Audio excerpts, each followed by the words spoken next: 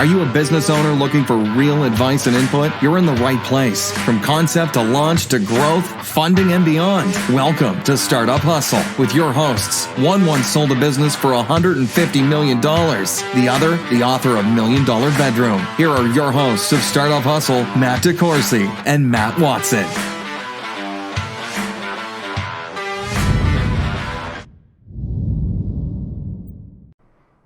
And we're back. Another episode of Startup Hustle. Matt DeCoursey here with Matt Watson. Hi, Matt. What's going on, man? Just back at it. How about you?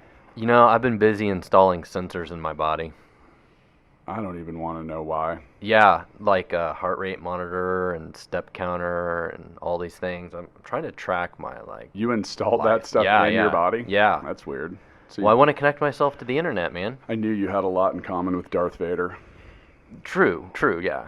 I don't have a respirator yet. No, but you have been trying to choke me with that weird hand choking thing. Yeah. If you could stop that. It just feels weird. I can do it from across the room though. So you know what? We have a return. Oh, is this a second? It's like return of the founder. Since we're on the Star Wars theme, one of the very first guests of Startup Hustle, Blake Miller's back. Hi, Blake. I'm back. And you're back. Yes. Yeah. Well, first off, thanks for back actually. From the future, I'll go Terminator. Yeah. Up for that. You look a lot like the Terminator in so many different ways, like all of the Terminators. Yeah. People confuse me with Arnold a lot. I get it.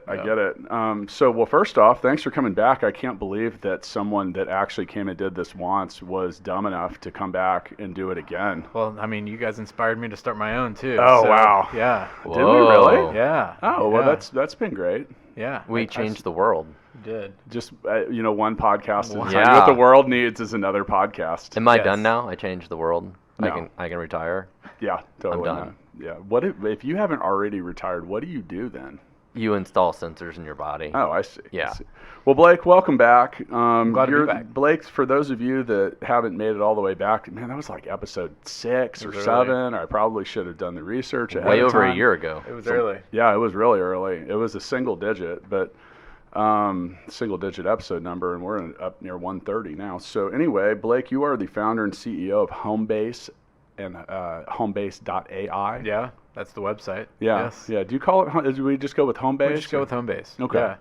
And but you can use that AI as artificial intelligence or automated in what am I saying? Automation. Yeah. Whatever you want to call it. Much like Watson, artificial intelligence. Yeah. I use it in a completely different way. Can he help build the mapbot?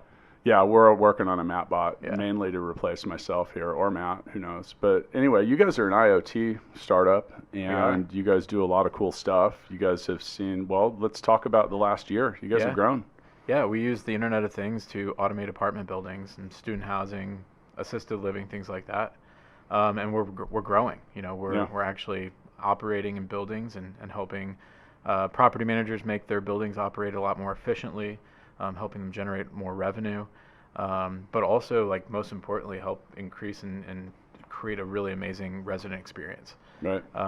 So ultimately that means for the residents that are living there, they've got a great smart home experience, and hopefully over time we're helping them create kind of Jetson-like living experiences. So people can unlock their doors, control their thermostats, connect their lighting, different kinds of devices and sensors, right? Exactly. They can do everything from even connect to the internet, like living in a hotel. But yeah, smart locks, smart thermostats, smart lighting. We've got smart appliances. Really, whatever can be connected to the internet, we'll connect with it and try to figure out ways to utilize that technology to automate the building. See, there was a term you used on the first time you came in that I've actually taken with me out into the world, and that was time arbitrage. I think it's a very valuable thing. And I heard Mark Cuban say it one time, and it just made so much sense. Yeah, I heard Blake Miller say it one time, and it made so much sense. But what you guys do really made a lot of sense to me, because you use the comparison of a maintenance guy at a building, and all the time he had to spend trying to get a key. Yeah. Just to open it and get in and stuff like that. And 2/3 of his time was about getting the key and getting the door open, and 1/3 of it was about coming in and doing whatever. Yeah, the light bulb was out. I changed it. Yeah. Something really basic like that, and somebody you're paying $20, maybe $30 an hour is spending their time doing that. So what we want to talk about today is IoT, IoT startups. You obviously have some insight in that. I'm not going to pretend I know a whole lot about IoT. Well, I mean, obviously from a consumer level and stuff like that, sure, but I've never run an IoT startup. I mean, Matt, you haven't either, right? Well, honestly, Stackify is actually kind of an IoT product. Really? Yeah. Okay. I mean, people install our software on all of their devices that collects data, and it uploads all the data to us, and that they can use that data to provide, reporting or analytics or monitoring. We don't necessarily remotely control things, but a lot of IoT might be like a sensor in a plant, and they want to know moisture in the ground, right? Well, let's start with what's your definition of IoT, Blake? Yeah, I mean, for a lot of it's pretty people, broad. It's so the broad. Internet of Things. Yes, okay. all of the things. Yes. I think a lot of people would be familiar with it with like your smart home, your standard smart home stuff. So things like your Alexa smart speaker, your smart thermostat, maybe it's a Nest. Some folks have Philips Hue light bulbs that change color or light fix. And see, this is all the kind of the consumer version. These are all the consumer consumer not really stuff. the It's business probably what version most people of it. are most familiar with, and has kind of really thrusted kind of the IoT into the lexicon here. But where we're working in is kind of the industrial to consumer, the enterprise to consumer, where you've got a business that's utilizing the Internet of Things to power their operations, but then also giving access to the end user on some of this. But there's everything from, as Matt was saying, devices that just collect information and notify you when things are happening, water leak detection, things like that maybe you would never know in a building aspect. Yeah, like the security system in our house is technically an IoT device. Well, there's some other things too, like even like our kids. Installing sensors in them? No, that's not a bad idea. I don't know if I'd want a sensor in my kid. But like, for example, my daughter has a bear. Yeah. And it connects to the internet, and it's got like a thing in its eye that reads QR codes. And like technically that's IoT. Does it look like the Terminator too? Like not yet. I'm waiting for it to become self-aware and like kill me in the middle of the night. Like, yeah, but there's some truth to that. But that's still also IoT. There's things like that. There's the Tile little Bluetooth chips that you can put on your keys, put on whatever. We've used those before. I've even heard people putting them on their kids. Like scale. I have a scale I stepped on today, and it weighed me, and I weighed less. Woohoo! There you go. And it reported that weight somewhere, right? And so it connected to the internet. It's IoT. I've been trying to hack into your scale so it tells you weigh more. That probably makes your life better because you don't have to take you probably wouldn't do this. You wouldn't take the time to track it in a journal or write it in a journal. Yeah. So I mean the IoT really is like Internet of Things, but really it's just connected devices. It's like any kind of device that connects to the internet or connects in some way or another. Sometimes in our house, it's things that only connect within the house, right? Yep. Like I have smart lighting and stuff, and it doesn't. I guess it connects to the internet too because I can control it from anywhere. But there's some things that just kind of are more connected in the house. But just a lot of closed network. A lot of IoT stuff. We've talked a lot about kind of consumer versions of it. But in the enterprise, IoT is sort of its own huge thing. Like there's a local company here in Kansas City that builds nuclear power plants, right? Yep. It probably makes sense that they have sensors all over those nuclear power, plants in different places to monitor temperatures, to monitor different machinery, different equipment, different, like all those things, right? And then they need to monitor those things in real time and know if the nuclear power plant's going to explode. Yeah, that's a good thing to know. Right?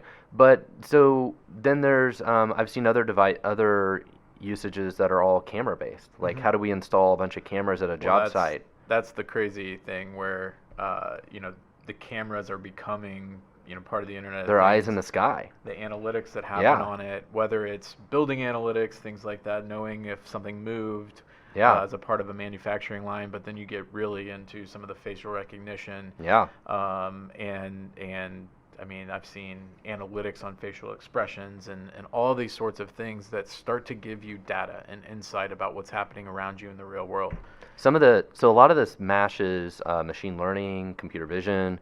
Microsoft showed a demo once that they had security cameras set up on a construction site all over the place. And they're like, hey, where's the jackhammer? It could be anywhere. Well, instead of spending an hour trying to find it, you could go into the software and say, where is the jackhammer? And the cameras could say, oh, I know exactly where the jackhammer is because the camera can see it. Yeah. Interesting. I could use that for my own home projects. Yes. I can never find my tape measure. There's so many different, and those cameras are just connected devices to the internet.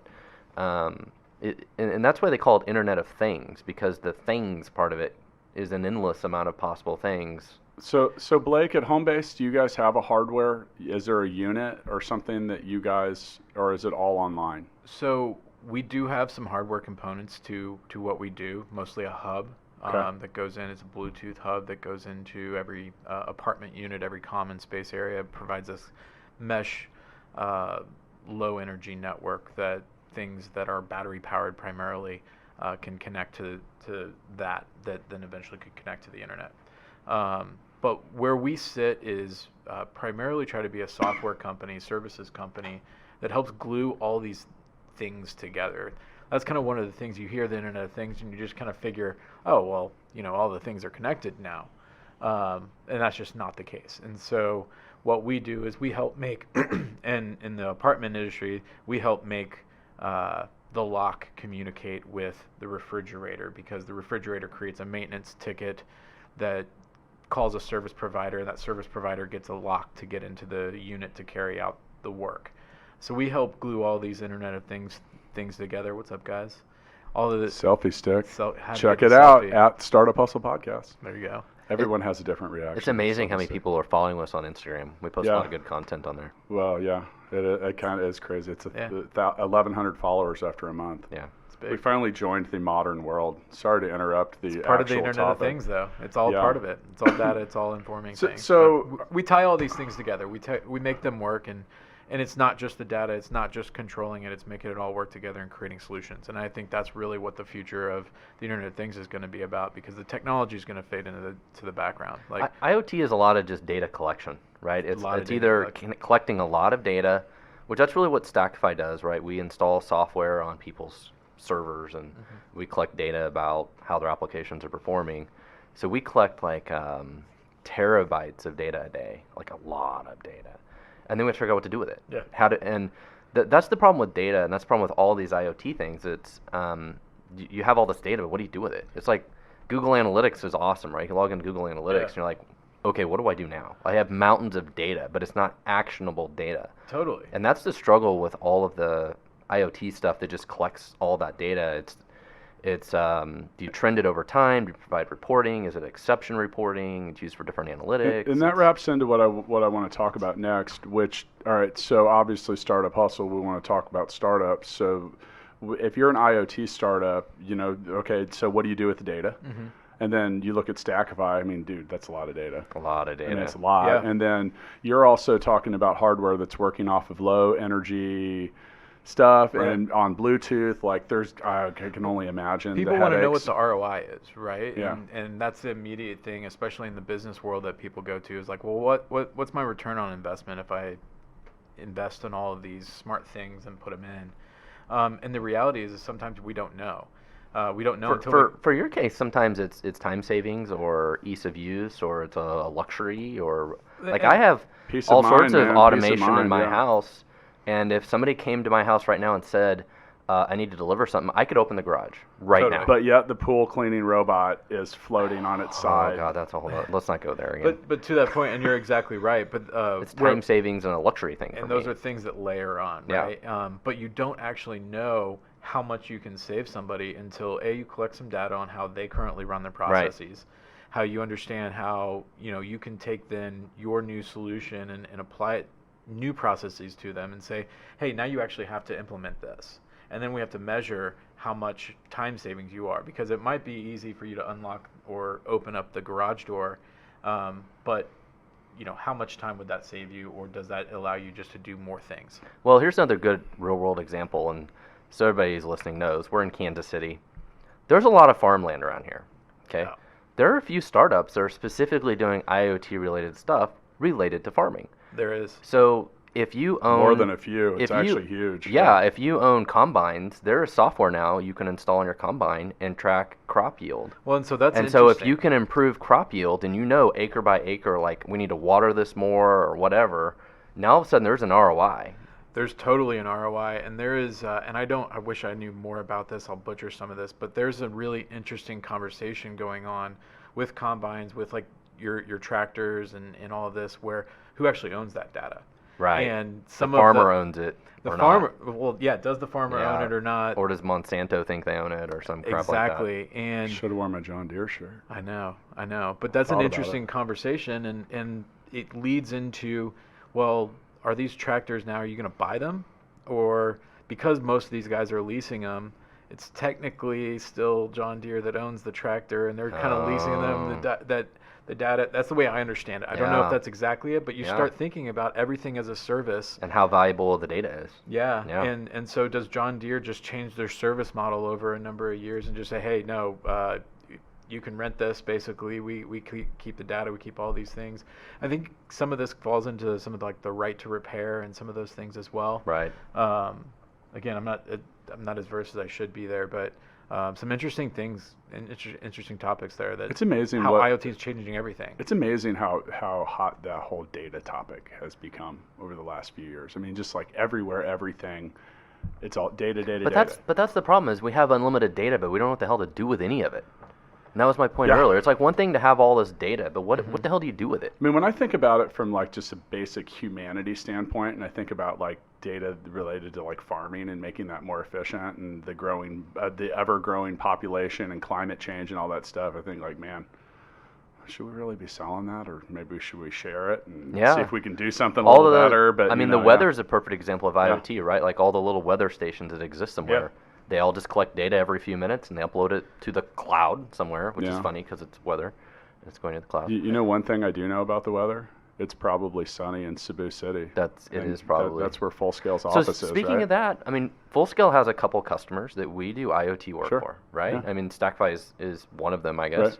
But yeah, we have a couple customers that we're doing IoT work for. I mean, it's a hot thing. Yeah, and for those of you that are listening, Matt and I are the founders of Full Scale. We help people build stuff. It's pretty much that simple. Just about anything, software or hardware type related. But for some of the IoT stuff, there's a different set of challenges. Now, I'm going to quote when Davion Ross from Shot Tracker was in here. He said that's an IoT device. Totally. It is. He said they call it hardware for a reason. Yeah. And one of the biggest challenges that some of the people we work with have is, it's harder to get those changes, those updates, those patches into an actual hardware device. Yeah. So, is that something that's been a challenge, like as you guys grew Homebase? Because I would imagine there's 10 million things to connect to, and they probably don't all play nice. We've had issues. And you got to think about a lot of the stuff that we're dealing with going into apartment buildings. A lot of the smart home stuff were made for kind of one user in mind, maybe a family to utilize it. They're not taking into account that there's an owner of the building, there's a person that technically has some ownership of this device while they're there, while they have a lease or whatever, but then they have to move out. So there's a lot of considerations where it comes to permissions. It's security, right? Who controls it, but then the data that's happening there's questions, right? And I think there's a lot of folks that are starting to think about what's your data worth, how do you secure it, how do you make it work for you as well. But that's kind of where we sit on trying to connect all these different things. So what do you think the biggest thing to be aware of that someone that has a new IoT startup needs to know but probably doesn't? Like any startup, take the amount of time you think it's going to take and double it for one. And the reason you got to double it, maybe even triple it, is because you're working with things that are outside of your control. When, by and large, unless you're building the hardware, you are integrating with somebody else's hardware. So you've got to find the right folks to work with. You've got to work with their engineering team. You've got to hope that they will build something. If they don't currently have some API or something that you can easily connect with, or whatever permission you might need, that they'll help you build that out. And so you've got to create real relationships, real partnerships, and that just takes time. And this stuff is still new. We had the guy from Thirsty Coconut in here. Yeah. Right? And he was Luke Einsel. Yeah, he was the guy who has smoothie machines, and he was trying to put an IoT sensors in the smoothie machines to So- know to how know often when they're they were- used, if you well, need to refill them, or when they break. restock them when they break. Yeah. And the problem with that is trying to figure out how much do those devices cost? You know, Yeah. is it a cell phone connection? Is it a Wi-Fi connection? Is it a Bluetooth connection? You know, those And little. then how do you get them to accurately monitor the ever-changing lineup of devices? Yeah, so they might have like 10 different machines because, you know, those machines evolve over time too. there's so many different Yeah. kinds of sensors, Yeah. and you know, if this is like farming related, you know, it's like maybe you need like 1,000 of these sensors, and every one of them needs to cost like $1 to make it affordable or something, right? And then all of those have to connect to some other hub that connects it all or whatever. Like, depending on the type of solution, there's an infinite amount of possibilities of how you collect this data. And dealing with all of those sensors, you're dealing with hardware that is going to fail all the time. It's going to Right. break. Somebody's going to step on the Disconnect, sensor. They're going update. to drop Try it. to They're going to think break it. It's like a never-ending battle. And you also kind of have to think about it in the time perspective of like putting it into context of like the iPhone or the smartphone being in our pocket. It's only been in our pocket for like 10, 11 years. But right? Yeah. it feels like forever. Feels like I was forever. talking to someone about that the other day because at Full Scale we have a developer with 11 years of iOS experience, which is like Yoda. Yeah, Because yeah. it's been out for like 13 years. And I think about it, I'm like, damn, that was 12, 13 Isn't that years crazy? ago. Yeah. And so you think of the cycle Yeah. of these devices that are out. We're only on like the third or fourth cycle, the third or fourth iPhone, if you will. And so think about how far back that was and what that was like. How it was connected, how to utilize like little apps and the limited things. Like it was so cool to have a flashlight app, right? Well, it's basic. It's literally built into the OS now. So where are we going to be over the next few years as these devices get better, as the components get better and cheaper? And to your point, Matt, I think figuring out what happens when there's thousands and billions of these things. Yeah, there's everywhere. devices everywhere. So Blake, And what are the impacts? I I'm don't at know. the Homebase Instagram page. It's Homebase.ai. And you guys do a lot more than just connectivity. I mean, you guys deal with payments. We help people collect rent. And that's a big thing too. That's, I Yeah, mean, so automate that, rent I mean, collection. that's another example of, you know, so all of us are founders of businesses and cash flow is king. Yeah. It's always a hot topic. And if you can't collect money, then that's a problem. Yeah. And so that's another thing that I think people might not consider, like, hey, this is an IoT platform, but it also is performing a pretty crucial service there. Keep in mind the people are the things, right? And if you want to automate a building and make it kind of an autonomous building, you know, you can't be collecting paper checks. That requires a person there. I can't remember the last time I actually wrote a check. You'd be surprised how Do you many write apartment checks now? buildings are still out Yeah. there collecting Yes, checks. I was checks. supposed to write one to our cleaners yesterday, and I forgot to leave it on the counter, so I'm in I trouble. was at your house last night, dude. It was clean. Oh, it was? Yeah, it was clean. Okay. There you go. Your pool. It was clean. Hey, my robot is an IoT device. I know. But think about when you start connecting all these devices to the internet and you have a payment mechanism that is set up and ready to pay. Now things can just happen for you and you can approve it.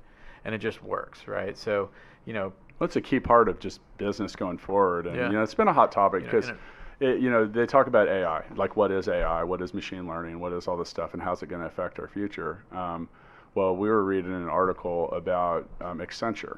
Yeah. It was in the Wall Street Journal the other day, and you know, on some levels, I mean, I'm not even going to say Full Scale's a competitor of Accenture. They have a lot of employees that work in call centers. Yeah, they have, and but do they all have, sorts of but stuff. they have, you know, Accenture's just they're $44 billion in revenue, and they're going to spend $1 billion a year repurposing their own employees. Yeah. Because they're becoming obsolete. Yeah. Like because Well, what's crazy automation, is but it's that's cheaper okay. It's cheaper to do that than it is to hire a whole new. Right, but they can do other things. I mean, I do have to give them a thumbs up for repurposing and retraining people to do stuff. But, you know, most of the stuff that when we think of AI, we were joking about the Terminator earlier. Sure, there's some shit like that. But most of this is just recognizing patterns, harvesting data, reviewing it, and trying to make some logical observations about where we can improve, or maybe. And by the way, the jobs that we're automating, no one really wants to do anyway. Well, a good example of this. They really don't. They're not good ones. I have a Arlo, which is a home camera system, right? Yep. And it has machine learning built into it that'll tell me, like, if it thinks a person walked by the camera. Yeah. And that's all machine learning and Nest AI. does that. I've seen that evolve And too. now it actually sends me a picture and it highlights the person. It like draws a box around them. Yep. And highlights them in the photo. Like that's really cool. That's something like, I've seen AI improve because stuff. we had like the Nest Cam, and Yeah. I'm you guys know what that is. But Yeah. it used to just sure go off. Homebase integrates with all It this used to stuff. go off for anything that would pass in Right, front just of it. a And motion, now, bug. because it was dumb. It was just basically a motion, but A now bug flies by. Yeah. it can detect and start to Or figure the out, lights these turn people off. are generally in the house at this time, but this person isn't. Now it can Maybe I'm detect a gonna notify. package. It can say, hey, there's a package on your front door. nice. It's pretty cool. Nice. It's What do pretty you, cool stuff. what do you have Well, you coming? Yesterday it was soda and baby wipes. So one thing that you're probably not going to be able to build AI around, Matt, is how to answer Mixtape. Have Yeah, you played I am. Mixtape, I have Blake? not played the mixtape. I know you're going to love this, man. The digital game will tell me exact answers. It's it going to give you. recommends. It's coming soon. Yeah. It's coming soon. I'm going to play that next week. You will? Yeah. Dude, there you go. I'm going back to And Cebu to our full-scale office next week. we, So. well, then we're going to, if you guys want to see Matt playing Mixtape Yes. with the people that helped build it, check out, we'll do That'd be a cool. 1 minute Instagram video. But anyway, Mixtape, it's part of the game. Local founder, Joel Johnson. Hi, Joel. This is a new part of the Startup Hustle. I'm with it. So I'm going to read a scenario, and we're all going to name a song that would go with it, and then we will vote Fun. to see who wins. You cannot vote for yourself. And yeah. Okay. And the guest always wins. Mixtapethegame.com. You have loud, obnoxious neighbors living above you. What song do you play at high volume to get back at them? Oh. Dude, why does my Fuck You by CeeLo Green works? We have to figure this out. It literally is the universal answer, and I'm not going to use it. We're going to have to ban it. Yeah. We're not going to take it. Oh, that's a good one. Is that good Twisted Sister? Yeah, that's a good one. Yes. Yes. You would look great with Dee Snider hair, by the way.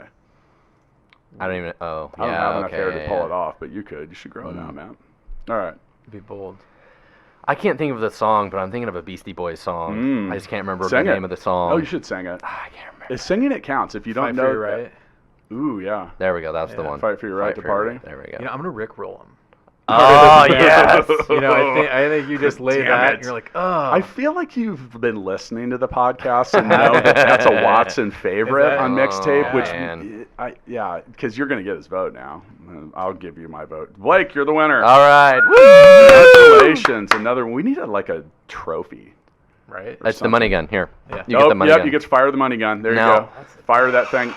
Oh. That is Oh, fun. man. That is That's fun. a lot of money, dude. I've never done that before. That's a lot of. That's a lot of dollar bills. Watson, where'd you get all these ones, buddy? You know. I Beep. Oh, we Yeah. censored the very Yeah, first yeah. There you ever go. statement. Anyway, man, that happened at the right A lot time. of money Hopefully, here. hopefully our show producer Breland got that, some of it. Now have we made this an IoT device yet? Like, can it No. tell us Dude, how we much could- money how is many in the money dollars gun? did you I'm just- positive that we How could often it gets probably fired? we could probably build a little servo that If pulled it's the running trigger. low on cash, You guys are like really, really, Collect that. yeah, no doubt. I might We're need both this. raising money. We're both raising I money. know, so I it's know. just We like were you see talking one, about you're that just- earlier. So the question is A, why is there still money in the money gun? oh. There you go. there was yeah. Oh, and a you found the And double. The $2 The bill. $2 comes bill, out. baby. Is it the daily double here? Okay. $2 Congratulations, Blake. That's like a new thing now. If we you go. win Mixtape, you get to fire. You get to fire the money gun. an For those of innovator, you man. listening, I'm an I innovator. want to let you all know we do fastidiously prepare for every episode, as you can see. No, that's part of it. Well, congratulations on your win, Blake. big. No, it yeah, feels strong. that's I big. needed one It today. really was. Yeah, it's a good. Yeah, that's a great way to start the day. As a Wins win, build with on them. a on mixtape themselves, win, yeah. and let's talk about wins. So, what since you've been here, what's one of the bigger wins that you could talk about with Homebase? Can we celebrate something? Anything? You know, I think the biggest thing that we're celebrating right now is just growing team and growing customer base. You Okay. know, and for us, that both are hard. Both are new challenges every day, but we're innovating on both sides of it. Yeah. So for us, that's kind of been the win for us, and learning how to scale, I think, is part of the biggest thing that we're celebrating, at least right now. Okay. Yeah. Learning how to scale has its own complications, right? I mean, we had that issue at full scale. Yeah. All of a sudden, it's like you go from having 10 employees to 50 to 100, and now we have like 170 or 80 or something like that. Well, you gotta Yeah, I mean it's crazy, and at different stages, it's like how do we scale this? We're gonna have 184 by the end of the day. I have to hire some more people. Yeah, and it's just changing everything, every way that you work, right? Like you as a founder, you as a CEO, or whatever. Like every 6 months, your entire job description changes, right? Well, and certain employees don't make it along the way. Like you might have a salesperson who's really good at the orders are pretty easy to take, and whatever. And then all of a sudden, as the company grows, you're like, oh, we have more enterprise accounts now. And that guy can't close the enterprise accounts. No. He can't do it. And so now you're like, what do we do with you? Like, you've been here for 3 years. We were dumb and made you chief sales officer because you were our first salesperson. Titles are not free, people. Right. And now you can't sell anything to our clients. That's like, true. these are the problems you run into. You do, and you have loyalty to people because they help get you there. But you've got to figure out how to get there, and I'm pointing up. But like, there's always a next plateau. There's always a next thing. And I think the other thing that has been a big learning experience for me is once you get people on board, it's hard to remember and easy to forget that you have to constantly reiterate what the goal, what the roadmap, what the vision is, because people forget easily, but B, things change and move quickly, and so you've got to keep people rowing in the same direction. They're also not passionate about it like you. They just come to work, they do their job, they go home. Both of you were sitting directly next to me at the CEO retreat here in Kansas City, where they had a very effective speaker talking about that and how to instill a sense of purpose. Being customer obsessed. Yeah, and I love that. I took that back to Full Scale, and that's something we start talking about, and that's got to be important in your business too, because if you're not serving here's Homebase, and you guys are in like a whole entire like apartment building. Yeah. And if you aren't customer and if your purpose isn't to serve the customer, our team is great. That's we're a learning problem. So much. Yeah, but it's constantly remembering that everyone's working hard, but you can never go fast enough. You can never like get where you want to be without actually just doing the work. What time is it? What time is it right now? Go time. Go time already. It's always go time. Oh my God. On that one, I'm going to take a second and I'm going to thank S. Lowen89 for the 5-star review and the nice things that they had to say. Nice. Do you know that if you leave a nice review about the podcast, that we'll talk about you? Yeah. Oh yeah. We'll talk about you. There you go. I mean, I'd love to say that. My goal is to have a whole episode where we do nothing but call out the people that have left a great review with us. We are still trying for the 175th country. Oh, that's huge. I don't know which ones we still need. We have to really define our goals, and let's let that be kind of a segue into this. So what are some of the goals that you have as an IoT startup founder with Homebase, and like going forward, like what's the next chapter? Like when you come back, you're going to have to come back because you're going to have to defend your title. Yeah. We're going to have a mixtape tournament, like winner take. It's going to be like Highlander. There can be only one, but there's so many like sub goals to this, but I think our main goal and kind of our North Star right now is how do we automate the living experience in a building? How do we automate the management experience in the building? So if we can continue to chip away at basically a resident being able to find a building, lease their own apartment on their own, move in without even having to talk to anybody, and have the thing kind of just manage itself while they're living there, that's our goal. That's our North Star, and that's what we're building right now. So that's what we're working towards, and like I said, a lot of sub goals under there, but that's where we're going. So Watson, we will classify Stackify as IoT. As someone who's been raising a startup based on that, what are some of the goals for Stackify as an IoT product? Well, the challenge we have is a lot of it's scalability of our software, our backend, our software, right? We receive so much data. It's like, how do we affordably handle all this data? Like we're getting mountains and mountains and ass loads and shit tons and bucket loads of data a day. That was very descriptive. Yeah. A metric shit ton. Yeah. And what do we do with all this data? How do we, build our system so it's highly redundant, highly scalable, highly performant?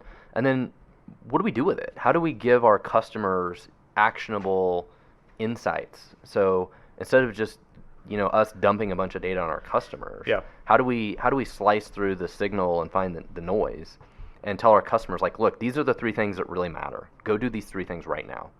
Because otherwise, they don't know what to do with the data either. I agree, and that's kind of what I mean with all these like sub goals that are in there. Is we've got to create solutions that have real ROI, that help us get to our North Star of having this autonomous building. But we've got to create all the sub actions, sub solutions, sub experiences like mobile touring, or giving access to a vendor, or any of these smart access, or any of these things that pull together. We've got to build all those little things that people actually want and need first. I'm gonna take the seat from Fullscale's angle as a company that helps IoT companies develop stuff. So I think that going forward, our goal with Fullscale has been to continue to find people that have a level of expertise that is hard to find. Yeah. And that's difficult, but especially with IoT stuff. In my opinion, IoT is one of the reasons that there is such a pronounced talent shortage, because all of a sudden now there's software, there's everything, and then things like drinking fountains have software in them, and that's created a shortage. So I think at Fullscale, we're projecting to have over 500 employees a year from today, and incredible. With that, we have to continue to find experts and find ways to help the people we work with make it happen. And that's hard with hardware too, especially when you have a 8,000 mile distance. Well, you guys have helped us figure out how do we integrate multiple APIs at scale. Yeah. And that's a big thing that we have to do and manage, because we're connecting all these different things. And whether it's the actual devices when it comes to the IoT, or just like other software platforms that our customers or clients are utilizing, there's a lot of things you got to connect. There's a lot of data sources that you've got to build and create those bridges for via software. And that's good. Blake, you get a trophy. You get 1,000 Supreme dollars as well for that's your appearance fee. Oh, and it's autographed. And it's autographed, Boom, and you can see, and here we'll take a picture for Instagram. I'll be redeeming this in the suite someday. Here you go. Yeah, it's good. If you could hold that up, you are welcome to. That is good. 1,000 Supreme dollars is good for the drink of your choice. Boom. And any of the Fullscale suites. Wow, we were really just evolving this whole. We said we wanted to give prizes, so you get the worst one ever. Running away. But we're trying to find some other good stuff. Well, Blake, thanks for coming in. I know your time's valuable. We appreciate you coming and updating us about Homebase. And if you guys want to check out Blake's company's website, that's Homebase.ai. It's Homebase.ai on Instagram and some other stuff. There's been a lot of Google Homebase as well. You guys have had press, and we're on there. We develop a lot of content. We're pushing out a lot of thought leadership around kind of how we see the smart building evolving. I also have a podcast called The Future of Living that we talk to a lot of our integration partners and just kind of thought leaders in the space, thinking about what the future of living is going to be like. And that's available all the same places you find us. Right under you guys. We're always right behind you guys, 1 or 2 levels. That's not true, probably. But no, you get some good. I see it when you publish. You get great guests, and that's important. For those of you guys that don't know Blake, check him out. Blake here in Kansas City is one of our current and planning to be future leaders, both in technology and entrepreneurship. I just want to build cool shit with cool people, and let's do it. Help make Kansas City a cool place to. Because what time is it, Watson? Go time, baby. Yeah. Go time. On that note, see you guys next time.